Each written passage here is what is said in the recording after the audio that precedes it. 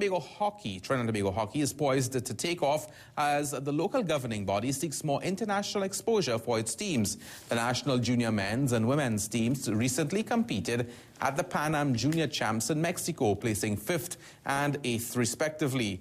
And according to head of the delegation, Jaikaransingh, more consistent competition could see us making steady progress up the ranks.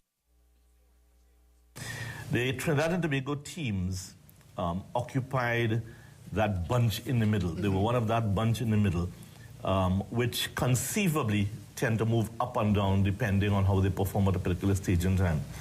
With respect to the men, I believe that in retrospect, we ought to have been in the 3rd and 4th playoff.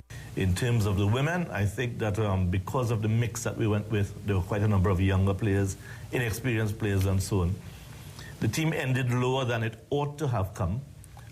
Perhaps 6 months from now, that same team could probably do much better in the same competition.